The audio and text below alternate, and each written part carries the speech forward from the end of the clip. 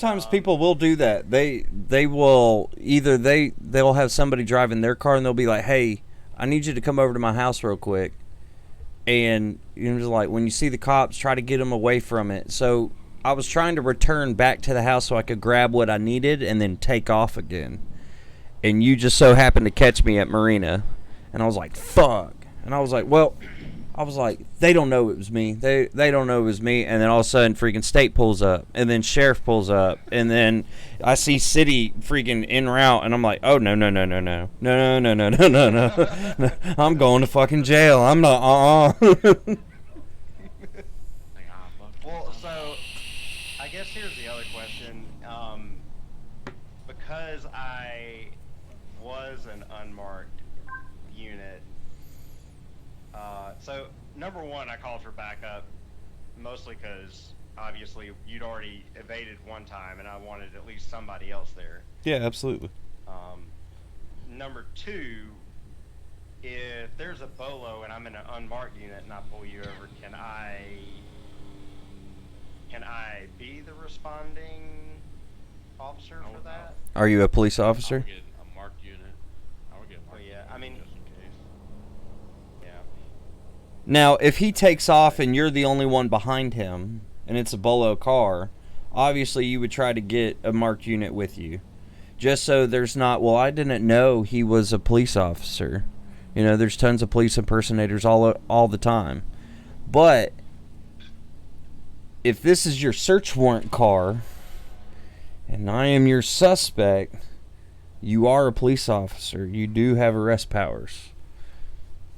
So you can handle that by yourself, but it's preferred that you have a marked unit. So you did awesome whenever it came to that, because you were requesting backup. You knew other units were in marked vehicles that are around you, so you waited for them to get on scene. Unfortunately, I just wasn't waiting around to have a conversation with you. I do have a question in regards to the whole unmarked unit pulling people over. What's up? And particularly what our policy will be if we have a vehicle that calls into 911, making sure that we're a legitimate unit. If you're unmarked, what do you do in that case? Just keep following so they eventually pull over and get a marked unit come with them, or? More often than not, they're going to pull over, but they'll be on the phone with 911. So 911 will kind of walk them through the process, make sure you get into a well-lit area if it's at night, make sure you get into a public parking lot, and let us verify that that is an actual unit that's behind you. They will verify it, and they will tell them. Sometimes that doesn't save face with them. And so that person who's in the unmarked car will get out, and he's usually in uniform if he's working traffic or something like that. And he'll walk up to the car and he said, "Hey, ma'am, like, this is the reason why I'm pulling you over. I'm so-and-so with so-and-so department.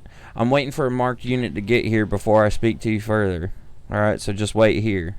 More often than not, they have people that comply. But if people are going to take off, they're going to take off. And so a lot of times they'll take off, and a marked unit is pretty close. Because the longer they wait, the closer that unit's getting to them. Zombie, you got to go?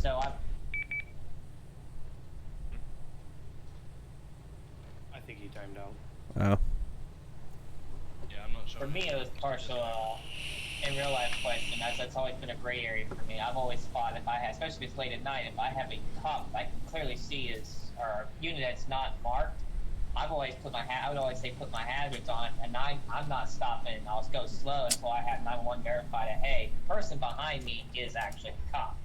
That was more my legality question of that, because I've always felt like that's a very big gray area at that point. Yeah. I live over behind me. What's up, Nibbles? What's up, buddy? It's a nice butt you got there from my camera view. Never mind, I'm sorry. If y'all are good, Zombie's probably having internet connection issues. But if y'all are good, when Zombie gets back on, square him away with the Sandy Shores uniform. And let's keep going. Yep. Alright.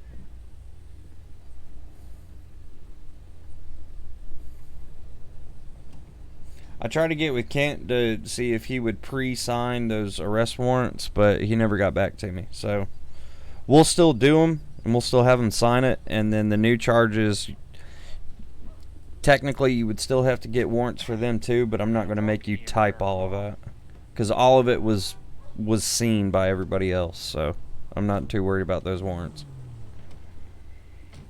Okay. Yeah, I'm writing. I'm adding the incident leading the search and then leading up to the arrest in my overall case file, and then I'll copy and paste that into an incident report. All right, just make sure that you run those weapons through dispatch. Okay. We only found the one. There was a We revolver found both. and a rifle in the trunk. The rifle was in the trunk, and the revolver was in the glove box. When you press these We buttons, did not get the trunk to work. so it's the in key, and sometimes I had to press it probably about 3 times, and it still took a second to actually pop up, but I had to sit there and not touch anything in order to get it in there. Okay. And so on Sorry about that, note, guys. no You're worries. good. What would I do about the jewelry and all the other stuff? So those items were already pawned. Those are the easiest items to pawn. So whenever that happens, you would get a rough estimate, receipts if you could from the victim, and a rough estimate of how much they were, and then you would include that in the report